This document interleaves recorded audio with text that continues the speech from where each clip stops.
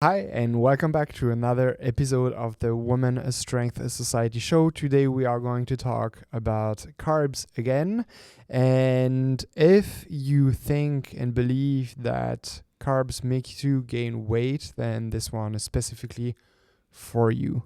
Not only think and believe, but also if you are gaining weight, eating more carbs, then this episode is definitely for you. Yeah, and this is especially true if you have a past of restricting carbs, doing low carbs or even keto. And this is something that we see all the time with the women that we work with, like literally all the time. Because even for the women who are not coming from a very low carb or carb restricted background, then nowadays the macronutrient that seems to be the most important one is protein. And so they come in eating a lot of protein, and most of the time we are going to adjust that. And in the adjustment, then the protein is going to be a bit down and the carbs are going to go up. And very often we hear objections about those new macros, or at the very least, like concerns, surprise. Do you really think I should eat that much? Yeah, it really happens all the time. And so in the first part of the episode, we are going to talk about, what happens when we do this and what should happen and what we see happening. And then in the second half or 2/3, second part of this episode, we are going to talk about one specific example that we had that was absolutely mind-boggling, because it had nothing to do with the carbs, it had nothing to do with the weight, but it had pretty much everything to do with mindset. So we are going to talk about that. And the first thing that we have to say with carbohydrate is that it's not, you cannot take that macro in isolation without considering the rest of the macronutrient and overall caloric intake. So it's so important. It's really something that you have to have in mind. If you increase your carbs, then you also have to consider the other macros and your total calories. And I think it's super important to point that out again, because there are a lot of women also out there, maybe you who are listening to us right now, who are not tracking all of their macros or not even tracking their food, but they play around with their carb intake or protein intake, which just means like eating more or less of that. So I remember myself back in the days when I was not tracking my food intake, but I was trying to increase my carbs or decrease my carbs, I was not paying attention to my fat intake, my protein intake, my overall calorie intake. And so if you're manipulating like one macronutrient, you want to understand what are the others, right? Because you also probably you're not eating carbs in isolation too. So most foods will have also other macronutrients in it. And so those go up and down too. And so it changes overall like the ratio of your macros, of your calorie intake by changing that one macronutrient. And so I think it's sometimes we talk about then carbs, and for us it's maybe very clear that when we're trying to change that number, we are also having a look at the other like macronutrients and the overall calorie intake. But I do think for a lot of women who are not accurately like tracking their food intake, or maybe just following a meal plan, right? It can also be just a meal plan that you're following, and you try to then increase carbs by adding more rice on your plate or more potatoes or whatever it is.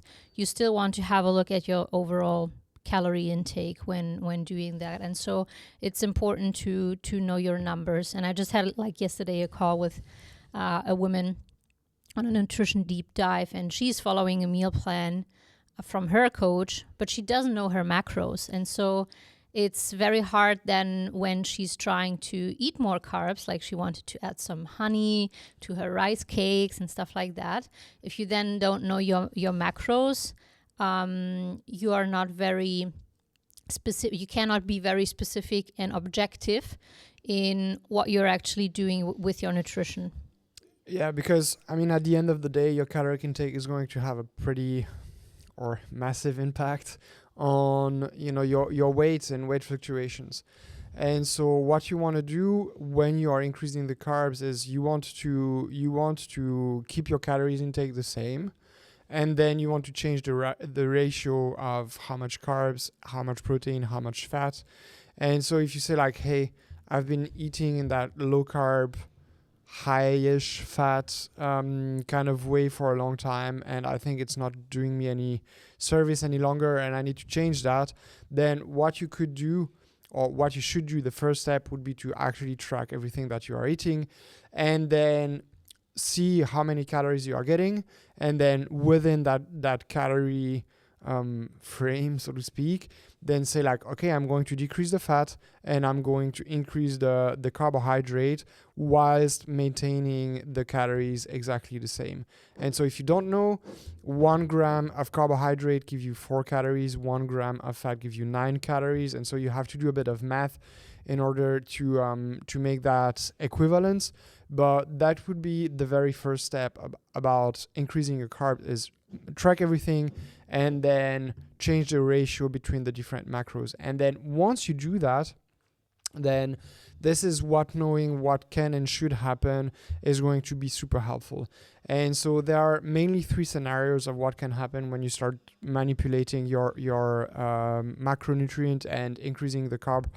Is 1, your weight is going to remain absolutely the same because you are eating the same amount of calories. So in that case, it's like, okay, great, you pretty much know that your body is using the carbs and that everything runs very smoothly. The second scenario is you actually lose some weight because now maybe your digestion is a bit better, because when you are in a low carb scenario, then this can have a negative impact on your thyroid function, and thyroid function has a big impact on your gut motility, meaning that you are a bit more prone to constipation, you poop not as often or as well as you should. And so you increase carbs and you start to poop better, so you lose a bit of weight. And or you eat carbs and then it's going to have an anti-stress effect, because when you are in a low carb context, then your body has to compensate for the lack of carbohydrate coming in that are going to raise and stabilize your blood sugar. And so it means that your cortisol levels are going to go up, adrenaline, glucagon, so that your blood sugar remains stable. And when you eat the carbs, then those hormones are going to go down. And because those hormones are so-called quote-unquote like stress hormones, they also have an impact on your fluid and electrolyte status, and it can lead to a bit more water retention. And so you eat the carbs, you are less stressed, your water retention goes down, and so you lose a bit of weight. Best case scenario, amazing. If this happens, then this is a sign that the next step is going to raise the carbs even more.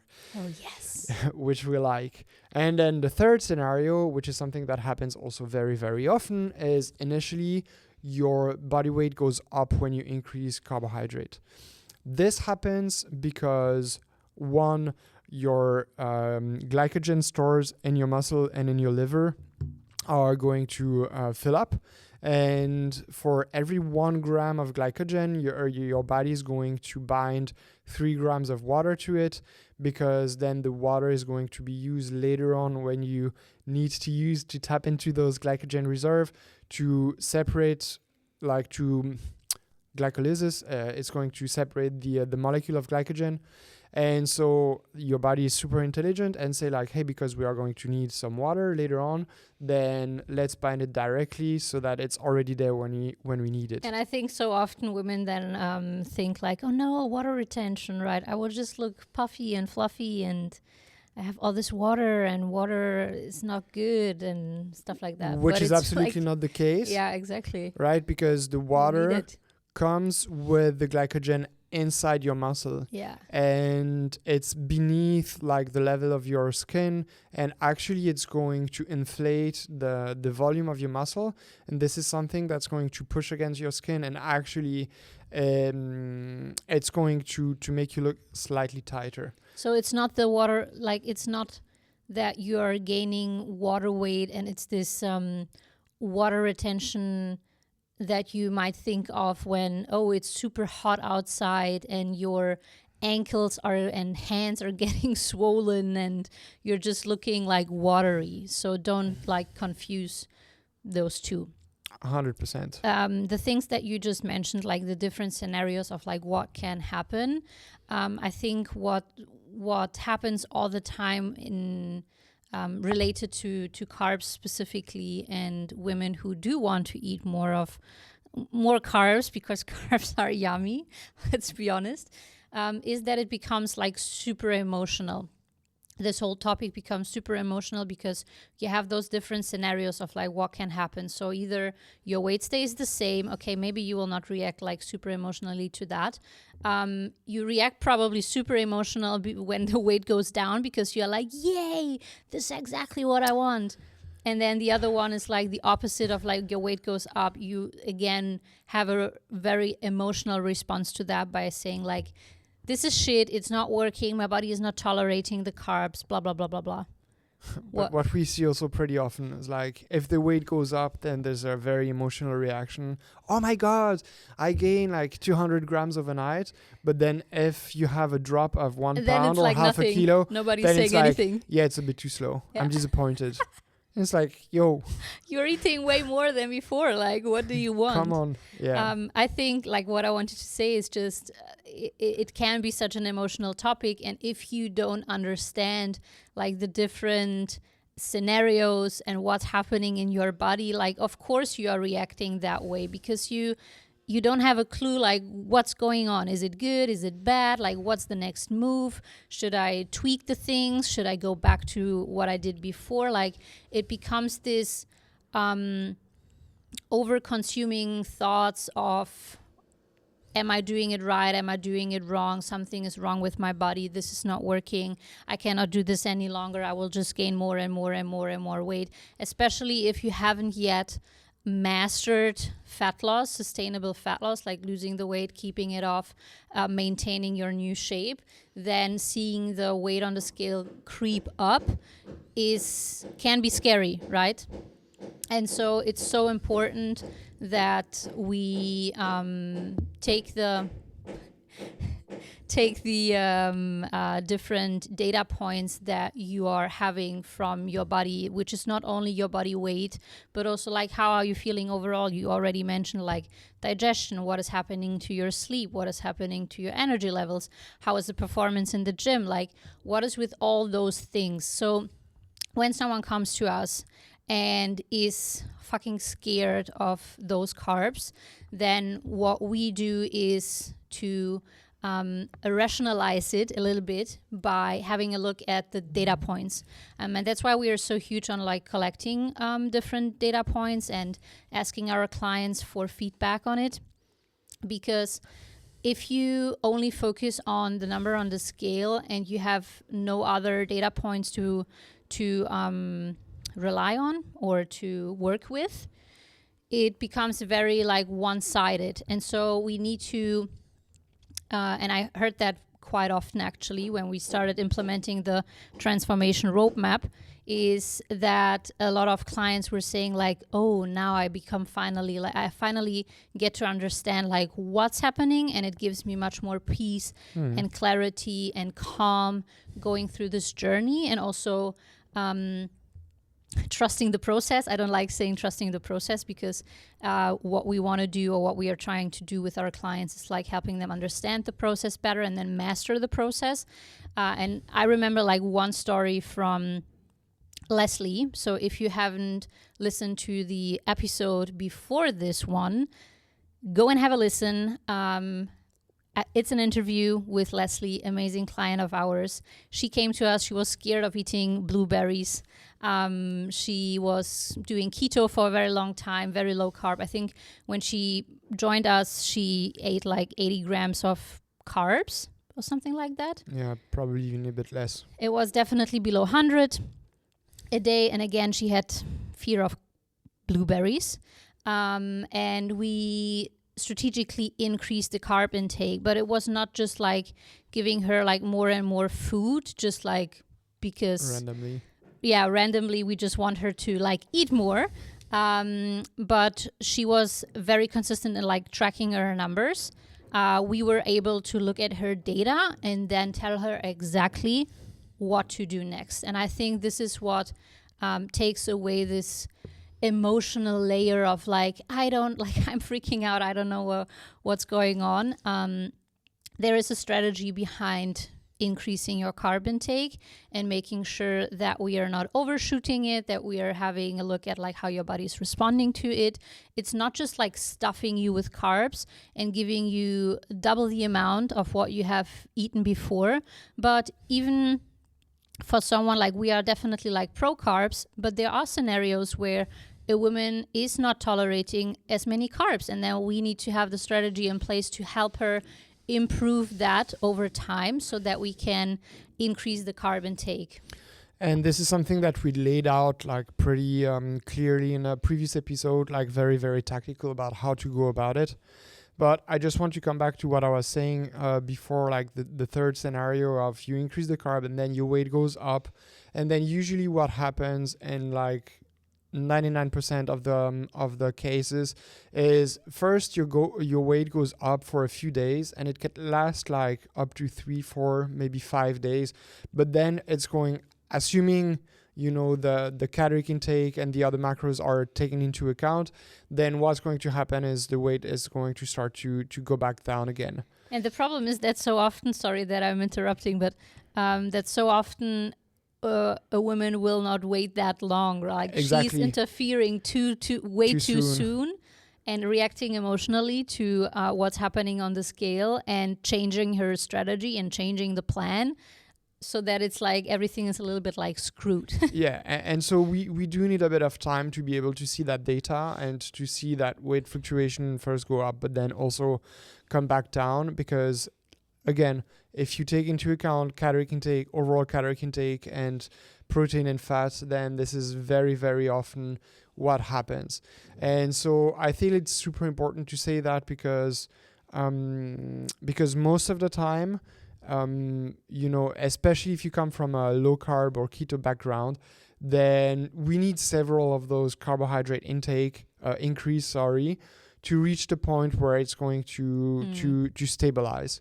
And the problem is exactly what you said. Most women, they don't wait until that point. They see like 2 increase on 2 subsequent days, and then it's just like, oh my God, I'm blowing up.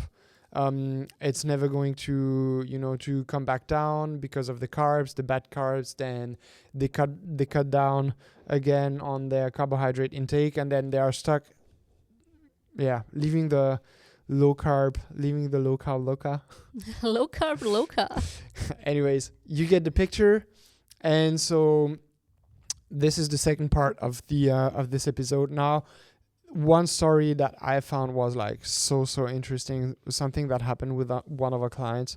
And so she had a bit of a bias against carbs, and it was interesting because she was asking some question about how the macros were set up and what to do in certain scenario. And I picked up the fear of carbs because like twice in 2 different messages she mentioned like, hey, when this happened, should I decrease my carbs? And I was like, why is it that you always want to decrease the carbs? Why is that? And she was like, yeah, I'm a bit afraid, and so forth and so on. And so I was like, hey, no, eat the damn carbs. Please trust me. And it was so interesting because what happened was she ate the carbs, but then her weight went down, which is actually like a very good sign that her body is actually using the carbs that are coming in. Yet she still came back after a few days and saying like, hey, I feel more puffy and fluffy because I've been eating the carbs. And I was like, no, you're not.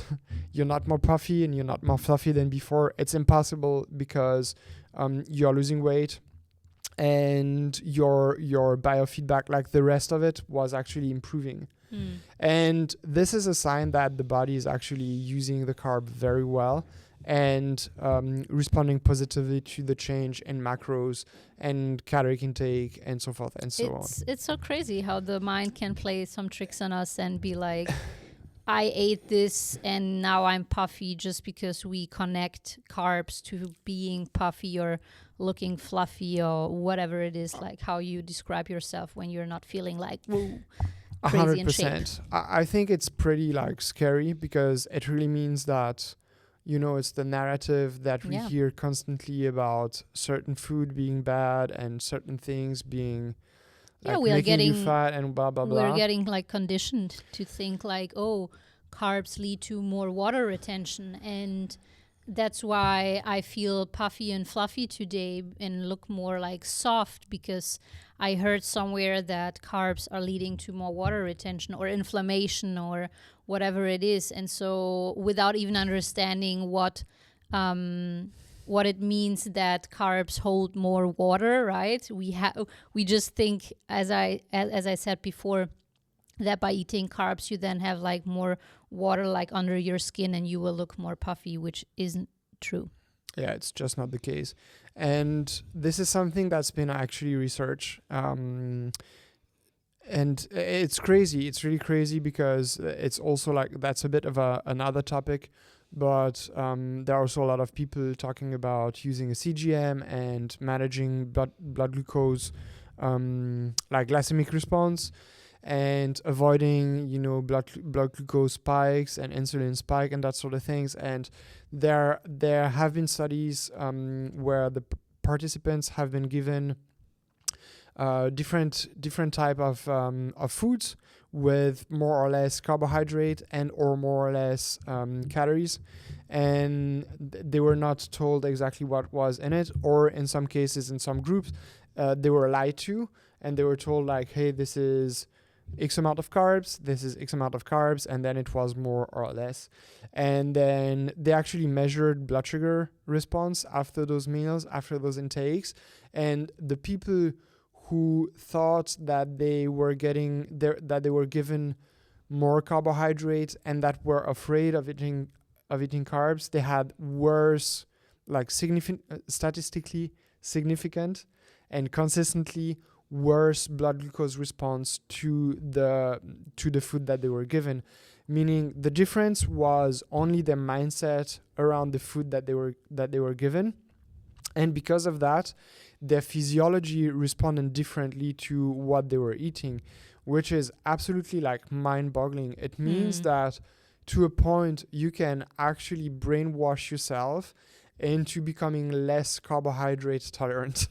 And then it's crazy. This is something that's going, you know, it's not going to have a massive impact after one meal, but if you spent years believing that carbohydrates do make you fat and that they are bad, then your body is likely going to respond less well to carbohydrate intake, and this is something that accumulates over time. And so again, it might be like a very, very small difference, but the compounding effect of doing this for half a decade or even a decade, it's definitely going to leave some mark, and it's not going to be positive. That's why we are also always pretty big on like how someone talks about stuff, like her body or what things are like the carbs are doing to her body and all those things. Because I see definitely, as you said, a certain narrative around carbs, specifically us being brainwashed and carbs are bad. The next decade it will be something else again. So it's always usually it goes from like the carbs are bad and the fats are bad, and then the carbs are bad and then the fats are bad. Exactly. And it just like switch. It's a ping pong game. Yeah. For different generations. So it's very interesting. We'll definitely like to call that out and challenge you on those things that you're saying about yourself or about carbohydrates, nutrition in general, but we're talking about carbs today. So carbohydrates specifically, because it will keep you just trapped if you're not letting go of that belief of, I cannot tolerate them, I am not able to eat them, I will never be able to eat more carbs. My body is just not responding to it. Every time I eat it, I gain weight. Every time I eat it, I just get like fluffy and puffy. So if you're already saying that, then the likelihood of it being true is pretty high, because you believe so much in it that it will eventually turn into reality. And so just as a little reminder to keep in the back of your head, like listen to yourself and have a look at like how you're talking about certain things, and if you are talking them into reality, because it makes a big difference in how you're also approaching this whole process, right? If you want to be able to eat more carbs, fuel your body, learn how to fuel your body to support your performance, your energy levels, your life in general, then you will need some carbs. And we, of course, are here to make you healthier, stronger, but also look better. So it's never about like just stuffing you with carbs for the sake of it, to blow up and just gain a ton of body fat, right? That's not the goal. And so watch how you're talking about this whole thing, because if you are not ready to let go of those beliefs, it will be very hard for you to actually get the transformation that you're looking for. Like, you cannot say, hey, I want to be able to tolerate more carbs. That would be amazing. But then every time you do that or you try that out, you are trapped in that mindset of like, this is not something for me. I cannot do this. This is always going in the wrong direction. I have so much water retention. I feel all puffy and fluffy. Yeah, exactly. Yeah, it's not going to work.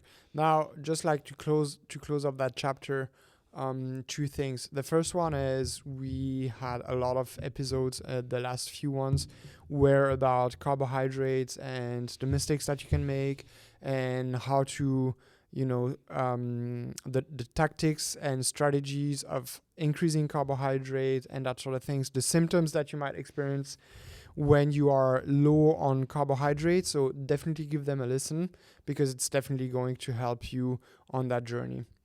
Second thing is, we are also not saying like you have to push your carbohydrate intake the highest possible and then turn into oblivion because you've eaten so many carbohydrate.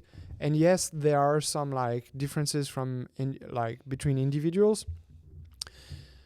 But if you are not in the category of someone who has a medical condition that drastically impair carbohydrate tolerance, and if you're in that position, then it should be medicated. And if it's, adjusted correctly, then you should be able to have a pretty normal response to carbohydrate on that note. But if you're not in that category, then we haven't not yet have one. I don't think we have had any client not respond to strategic increase in carbohydrate when it was warranted. And when they did the work properly. Yeah, and when they did the work properly. Followed the protocol as prescribed, and not like 2-3 days in they're doing something different because the weight on the scale creeped up and they were like, screw it. Whatever Dragana and Yannick is saying is just wrong. I'm not the type of person who can tolerate that. I mean, recently I had one client who were working on her nutrition. We had to go back down with the carbohydrate and higher with her protein intake to find that sweet spot where hunger would be like very, very low. And it's a bit higher with the protein and it's a bit lower with the carbohydrate than typical, but she is still eating like 200 plus grams of carbohydrate per day. This is like not a low carb diet. It's a bit lower than what we typically see, but it's still like definitely not in the realm of low carbohydrate diet. If you are stuck around like 100 to 120 grams of carbs, and you're already like trying to do what we previously said in the episode where we talk about the strategy about increasing carbs, then there's something that's off and you'd benefit from checking that out. So 100 to 120 gram of carbohydrate per day is definitely on the low side, even during diet phases. I don't think we ever go there, or like very, very rarely for petite women who are small and short, don't have a lot of muscle mass, and maybe their activity level is not super duper high. But point being is we have not yet have one client have better results when we're cutting carbs, but we've had tons of clients get better results when the carb were increased strategically, especially after like a longer period of low carbohydrate intake. So you're not a unicorn, but if you want to have help to figure this out, then we are here to help you. You can work with us. The link will be below in the description. And this was the last one on carbohydrate intake. Then the next episode is going to be about a new topic. Be prepared. Until next time. Bye-bye. Bye.